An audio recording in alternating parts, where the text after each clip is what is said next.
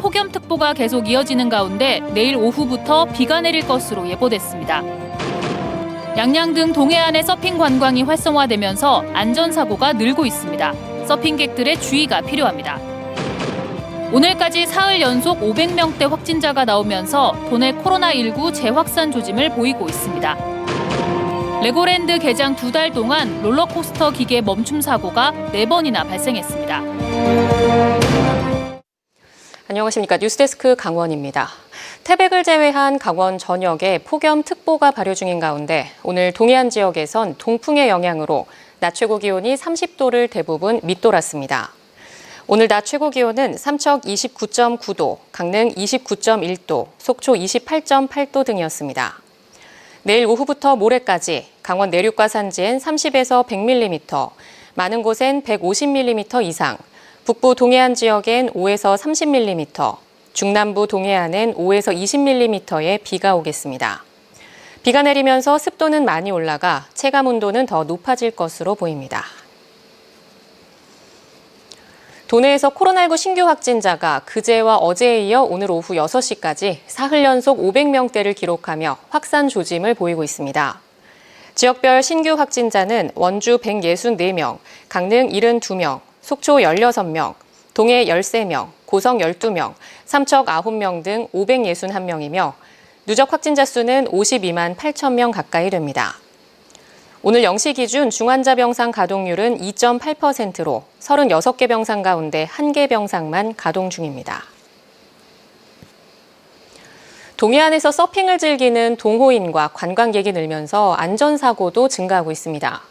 부력이 있는 서프수트를 입고 보드를 타기 때문에 크게 위험하지 않다는 인식이 많지만 자칫하면 생명을 위협할 수 있어 세심한 주의가 필요합니다. 이하라 기자입니다.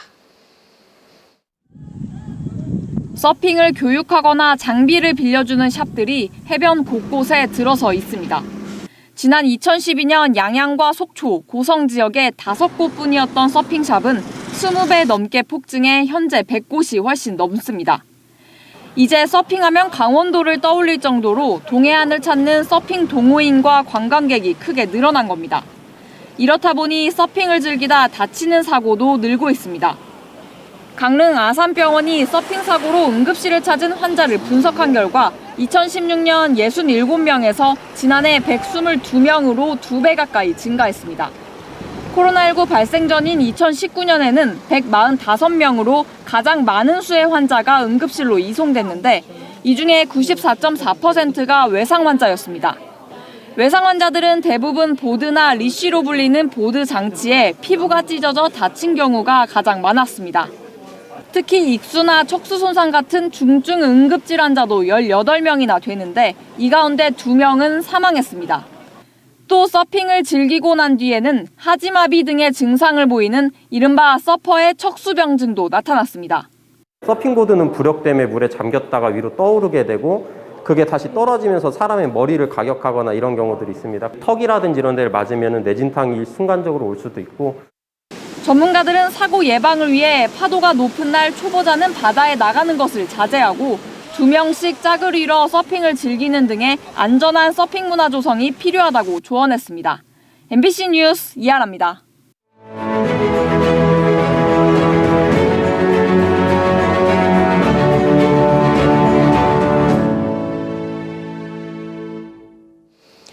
새로 취임한 민선 8기 기초단체장과 지방의원들의 각오를 듣고 그들의 활동을 따라가보는 연속보도 민선 8기 출근합니다. 마지막 순서입니다. 동해시에서는 처음으로 심규원 시장이 3선에 성공했습니다. 3선 시장은 취임 직후 어떤 행보를 하고 있는지 배현한 기자가 동행 취재했습니다. 오전 업무가 시작되고 얼마 지나지 않아 심규원 동해시장이 직원으로부터 보고를 받고 지시사항을 전달합니다. 묵호 굴다리는 묵호항하고 또 제피골 이런 부분 중심으로 하고, 그지? 네. 그리고 송정 굴다리는 동해항 중심, 부평 가성교는 추암, 촛대바위를 중심으로 해서 하고.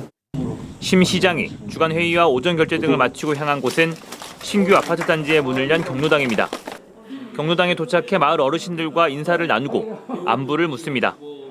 앞으로 잘 되시길 바랍니다. 무엇보다도 동해시 발전을 위해서 파이팅 하시기 바랍니다. 예, 고맙습니다. 심 시장은 바로 옆 어린이집으로 발걸음을 옮깁니다.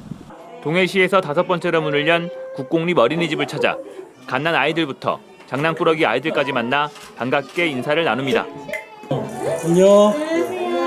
안녕.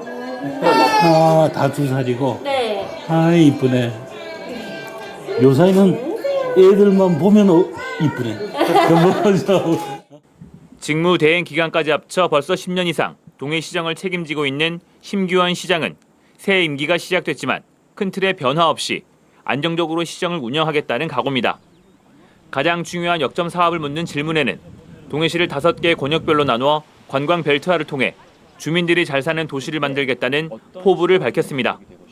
주민들이 소득을 가져갈 수 있도록 그렇게 이제 관광 개발을 추진하고 또 모든 이제 지역의 정규 여건이나 지역의 이제 그 도시재생 사업이나 이런 것도 관광과 연계해서 동해 오면은 망상에서부터 추암, 무릉계곡까지 전체를 돌아봐도 관광지다.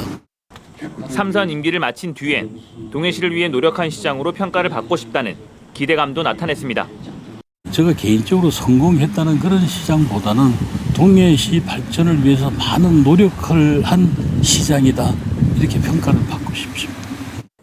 동해시 최초의 3선 시장으로 임기를 시작한 심규현 시장 앞에는 관광 개발을 비롯해 인구 회복과 지역 경제 활성화라는 과제가 놓여 있습니다.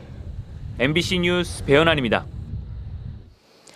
레고랜드가 개장한 지 불과 2달밖에 안 됐는데 놀이기구 멈춤 사고가 4차례나 발생했습니다. 모두 롤러코스터에서 일어난 사고인데요. 원인이 무엇인지, 안전에 문제는 없는지 김도균 기자가 취재했습니다. 레고랜드 공식 개장일이었던 올해 어린이날. 개장 6시간 만에 롤러코스터가 선로 위에서 멈췄습니다. 당시 승객 40명은 30분을 기다린 끝에 구조됐습니다. 지금 되게 뜨겁거든요. 사람들이 이제 한 명씩 그 가이드에 따라, 그 지도에 따라서 이제 내려왔어요. 그런데 이날 사고 처음이 아니었습니다.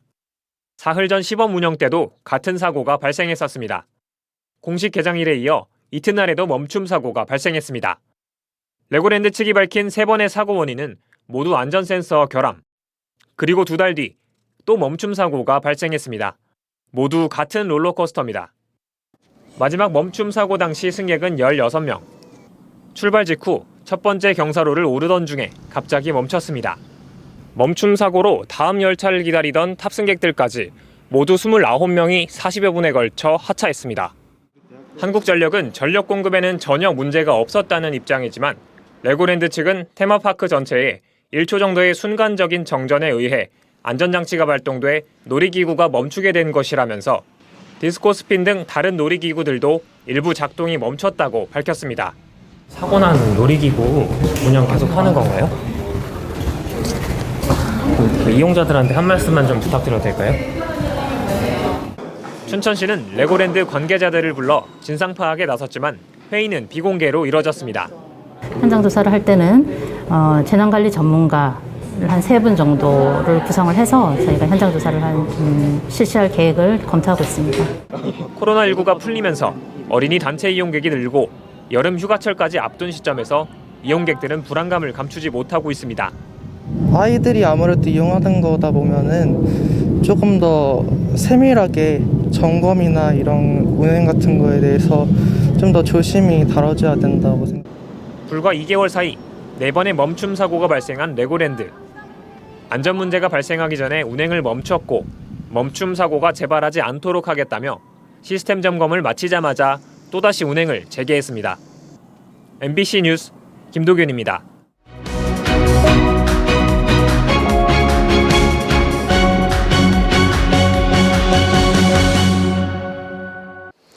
강릉시가 도시계획상 용적률, 층수 제한 등 규제 완화에 나섭니다. 강릉시는 상위법인 국토의 계획 및 이용에 관한 법률에서 허용하는 모든 사항을 반영해 도시계획 조례를 개정할 계획입니다.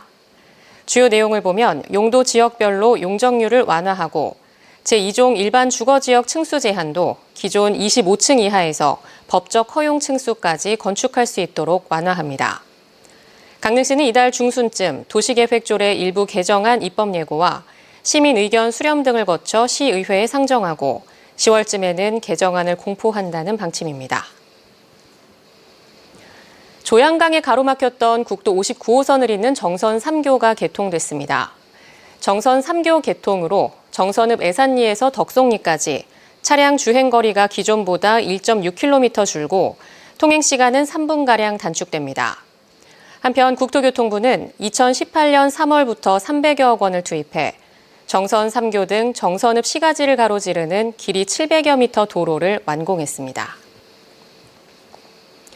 제22회 강원도 수산업 경영인 대회가 오늘과 내일 이틀간 속초시 청소년 수련관 실내체육관에서 개최됩니다.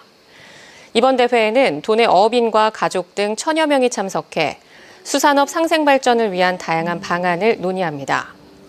수산업 경영인 대회는 코로나19로 인해 2020년과 2021년에는 열리지 못했고 올해 3년 만에 개최됐습니다. 2022 작은영화관 기획전이 고성, 양양, 정선 등 도내 작은 영화관에서 열립니다. 한국작은영화관협회는 거리두기 해제 이후 작은 영화관의 지역문화 거점 역할 회복을 위해 고성 달홀영화관, 양양 작은영화관, 정선 고안시네마 등 도내 4곳을 포함한 전국 15곳의 작은 영화관을 선정해 작은 영화관 기획전을 엽니다. 2022 작은 영화관 기획전은 다시 우리 가까이라는 주제로 이달부터 12월까지 지역별로 이어집니다. 태백 한국안전체험관이 여성가족부의 청소년 수련활동 인증 심의를 통과했습니다. 이번 인증으로 한국체험안전관의 청소년 수련활동은 정부에서 운영하는 청소년 활동정보 서비스 이청소년 홈페이지를 통해 여가부 장관 명의의 참여 기록 확인서를 발급받을 수 있습니다. 한국체험안전관은 오는 18일부터 3주간 제1회 대한민국 청소년 안전 캠프를 개최하는 등 청소년 수련 행사를 확대할 예정입니다. 동해시가 2022년 동해를 담다 UCC 공모전을 엽니다. 이번 공모전은 다음 달부터 10월 말까지 전 국민을 대상으로 동해시의 관광과 문화, 축제와 일상 등을 담은 영상을 접수해 시상합니다. 강원 뉴스 마칩니다. 고맙습니다.